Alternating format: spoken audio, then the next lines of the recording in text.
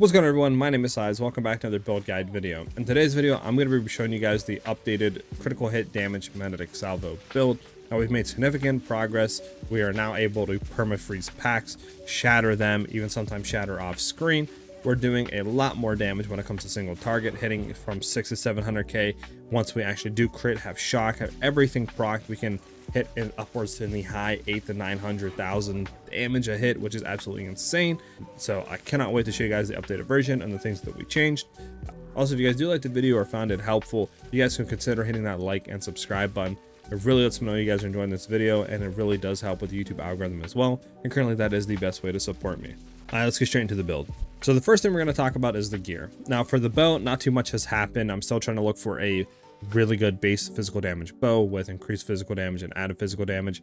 If you can get both of those with critical hit chance, attack speed, and potentially critical damage bonus on the bow, that would be probably one of the best slot bows you can get. Warranted that the modifier tiers are actually good rolled on them and not all T1s, but obviously it depends on you guys and what you can get. I'm just trying not to spend 15-20x on some trash bows, because there's a lot of them on the market right now that people think that they're good but they're really not. So I'm just trying to craft and stuff on my own. But once I get a really good bow, this build's damage will go through the roof. For quiver, we're still running basically the same stuff I said in the first video. You want to get a prime quiver for the implicit of attack speed. Then you want to look for increased damage with bow skills and attack speed on the quiver. That's probably the two most important ones. And then I think if you can get crit chance, that's a really good important stat as well. And then anything after that's really good. So if you can get all those, getting like projectile speed and increased critical hit damage, those would be the absolute best stuff you can get on your quiver with this build. Going into accessories, and probably the biggest changes is the Call of the Brotherhood. This ring basically allows all of our lightning damage to be converted to cold, which allows us to freeze packs, shatter them, even sometimes shatter off screen, freeze bosses and rares, and really allows us to set up and get huge amounts and chunks of damage.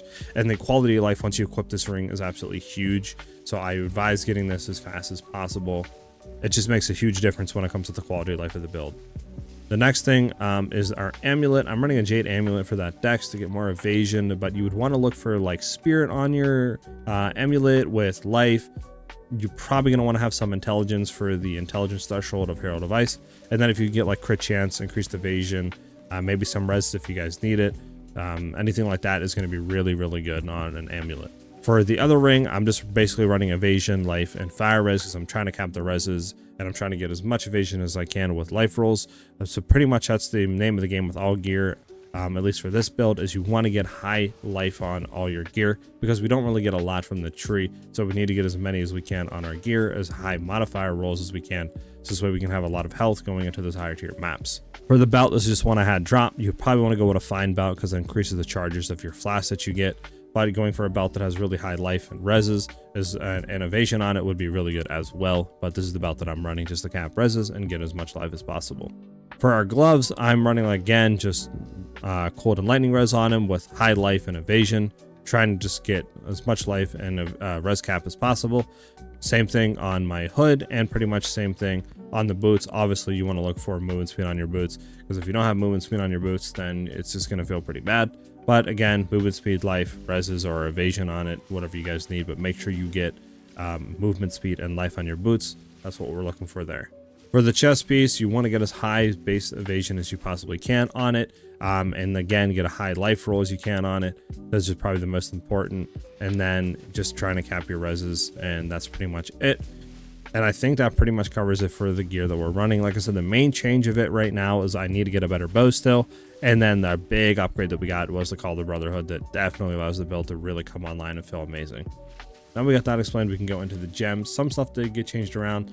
One of the big things is, since we are using Call of the Brotherhood and all of our lightning damage is converted to cold, we still need to figure a way out to shock. The one way we can do that is running Stormcaller Arrow, because it has a really high likelihood of shocking.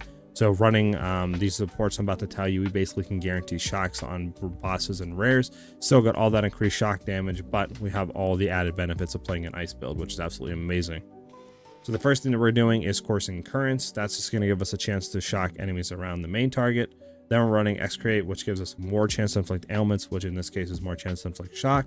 Then we're running Conduction, which is even more chance to inflict shock. And then pairing that with Lightning Infusion, which gives us more damage, extra lightning damage and stuff like that. This allows Stormcaller Arrow to basically shock 100% of the time. which is absolutely amazing. And like I said, we don't get any downsides of swapping over to full cold. You still got all the shock and all the benefits of actually playing an ice/freeze build. Next is lightning rods. We're going to be running acceleration. The main reason for that is when you're mapping or playing, it's absolutely annoying to wait for the rods to come down a second after you cast it. So having increased projectile speed allows them to come down fast as possible. And as you can see, it's almost instant to the point where I can like throw them down and instantly shoot magnetic salvo, which is really nice. It is a really good quality of life.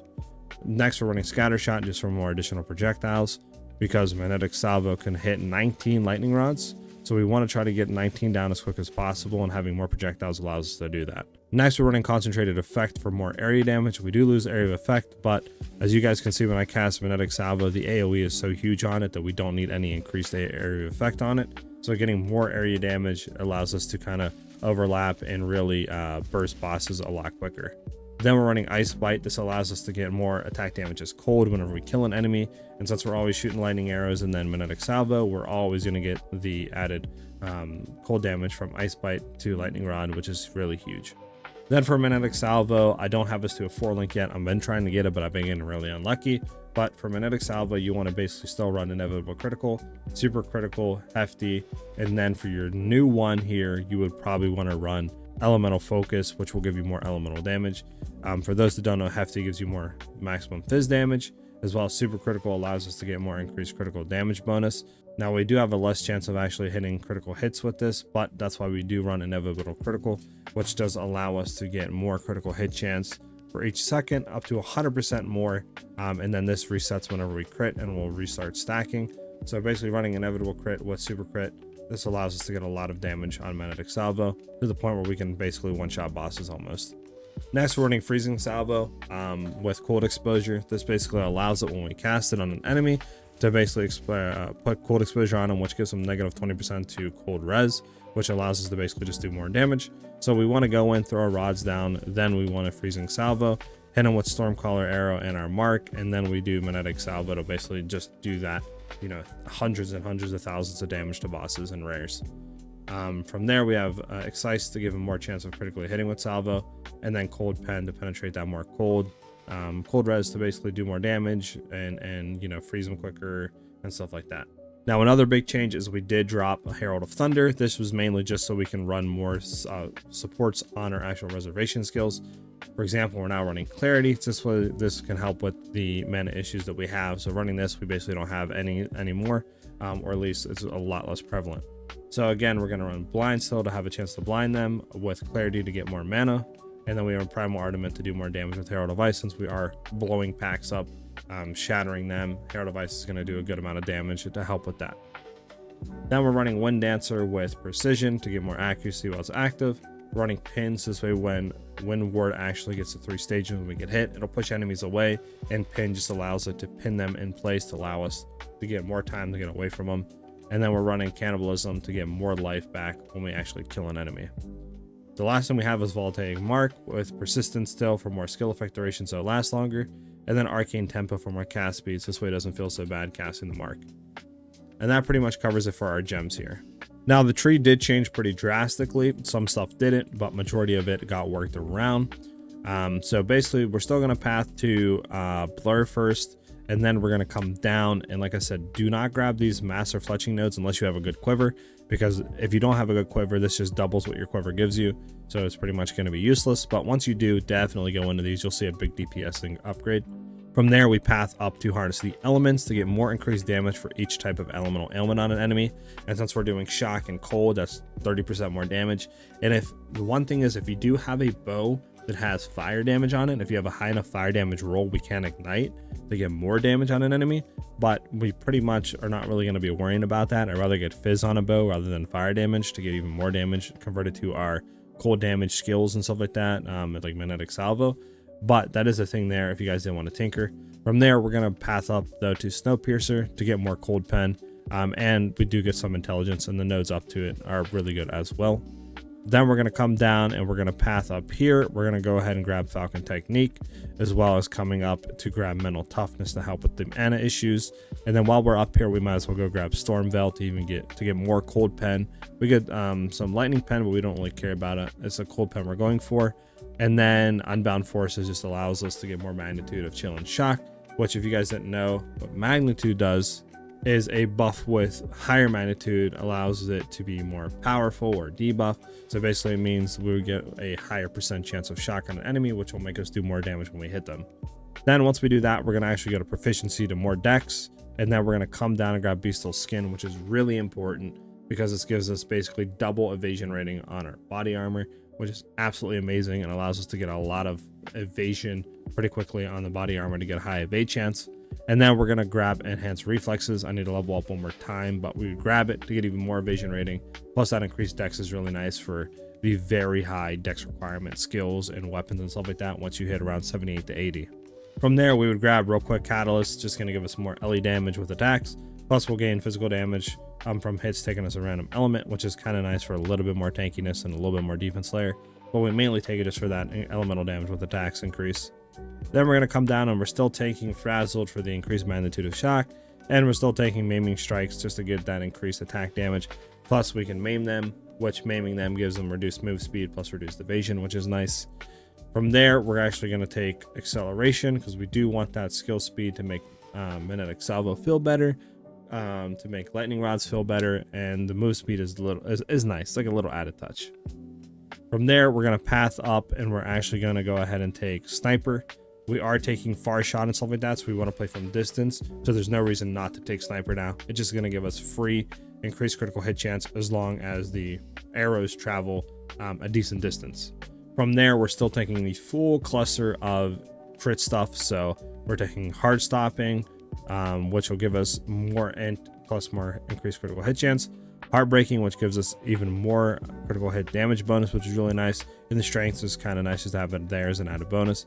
And then Struck Through, which gives our attacks a more percent chance to critically strike, which is really nice.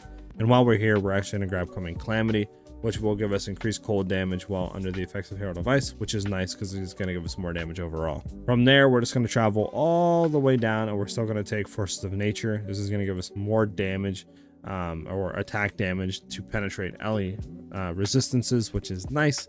And then Embolden Avatar, which gives us even more chance to shock, freeze, electrocute, all that stuff, but mainly taking it for the chance to shock and freeze build up increase. One thing I do want to note is Acrobatics is going to be a must later on. We're just going to need to stack a crap ton of evasion. This basically allows us to evade all hits, but it's going to give us 70% less evasion. So we do want to stack a lot of it and eventually go into Acrobatics so we can pretty much evade everything. That pretty much covers the tree change. For jewels, you pretty just want to look for like increased evasion rating, attack speed, damage penetrates cold, so I need to replace this jewel here, stuff like that. Or even if you can get like added fizz damage on your jewels would be really nice as well. So that basically covers the like the jewels and the passives. We pretty much went over all the gear. I'm just go over it real quick so this way again like I did last video. If I missed anything, you guys can go ahead and look at it. And then we covered pretty much all the gems and what we're running and why we're running them. That pretty much covers the updated version of the build. It's crazy to think though that we're hitting such high DPS numbers like 600-700k, and that's without like everything proccing and critting. And once we do have everything hitting, it's 800,000 to 900,000 damage, and the burst is insane. And that's without really having a 300 damage fizz bow, you know, and a really good quiver and a lot of crit chance and a critical hit damage increase and all that. So the builds can still get a lot crazier and do a lot more damage. And if you guys would like to see me make another updated version of it, please let me know in the comment section below, and by hitting that like and subscribe button. Like I said, that does really help me. It lets me know you guys are enjoying this stuff, plus it lets YouTube know as well. But that's pretty much it for the video. I hope you guys did enjoy it, and I hope you guys have a great rest of your day or night depending on when you're watching the video. I'll talk to you guys later. Peace.